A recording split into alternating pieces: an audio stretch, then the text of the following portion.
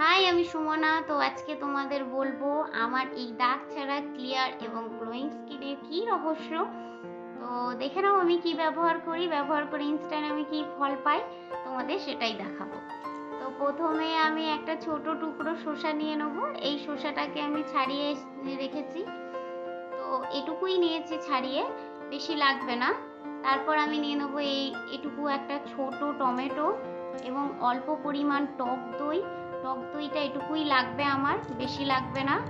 তারপর নেব একটুখানি মধুটা আমি ডাবরেরই নেব।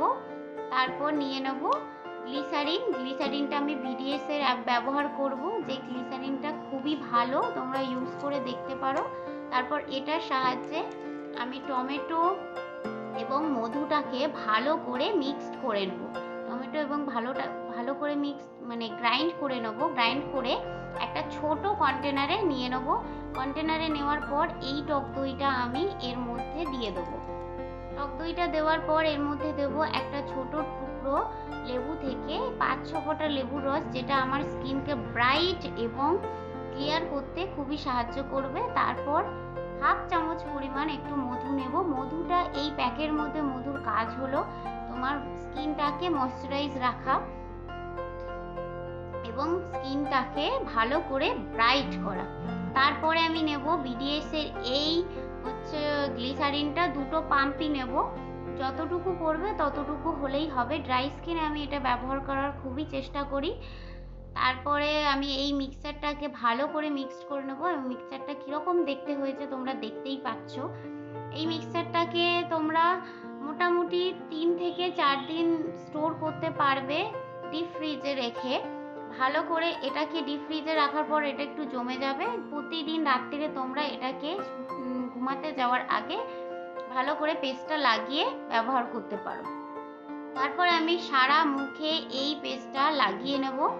পেস্টটা ভালো করে সারা মুখে লাগিয়ে নেব। দেখতেই পাচ্ছ কিভাবে লাগাচ্ছি। সারা মুখে খুব ভালো করে লাগিয়ে নিতে হবে এবং এটাকে মোটামুটি 10 মিনিটের জন্য আমি ভালো করে সারা মুখে লাগিয়ে 10 মিনিটের জন্য আমি ছেড়ে দেবো।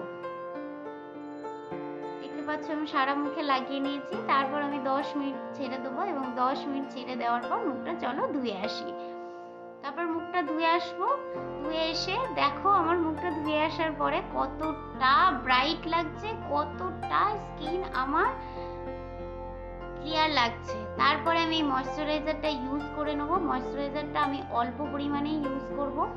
আমি দিনের বেলাতে ইউজ করছি, প্যাকটা লাগিয়েছি, তার জন্য আমি ময়শ্চারাইজার লাগাচ্ছি। তোমরা রাত্রির বেলা সাধারণত তোমরা চেষ্টা করবে প্যাকটাকে সবসময় রাত্রির বেলা যে কোনো প্যাক লাগানোর। ভালো করে প্যাকটাকে মুখের মধ্যে লাগিয়ে নিয়ে দেন ধুয়ে এসে 10 থেকে 15 মিনিট পর ধুয়ে এসে একটা ভালো নাইট ক্রিম লাগাতে। তারপর আমি দিনের বেলা যেহেতু প্যাকটা লাগিয়েছি, তাই আমি মামাআর্থের এই সানস্ক্রিনটা ইউজ করে নেবো। এরপরে সানস্ক্রিনটা ভালো করে আমি সারা মুখে লাগিয়ে নেব। সারা মুখে, গালে, গলায় লাগিয়ে নেব। সানস্ক্রিনটা লাগানো খুবই দরকার। যদি ইউভি রে থেকে তুমি বাড়ির ভিতরেও যদি প্রোটেক্ট চাও, প্রপার প্রোটেক্ট চাও, তাহলে বাড়ির ঘরের ভিতরেও তোমাকে সানস্ক্রিন লাগাতে হবে। বাইরে গেলে তো লাগাবেই অবশ্যই, এটা স্কিপ করবে না কখনোই। তো সানস্ক্রিন লাগিয়েছি। তারপর আমি স্কিনটা দেখো কত ক্লিয়ার লাগছে, দেখতে পাচ্ছ কত ব্রাইট লাগছে স্কিনটা। তো তোমরা দেখতে পেলে আমি কি ব্যবহার করি এবং কিভাবে ব্যবহার করি, কতটা সুন্দর লাগছে। তো ঠিক আছে, যদি ভালো লাগে তো লাইক করো, অবশ্যই সাবস্ক্রাইব করো। টাটা।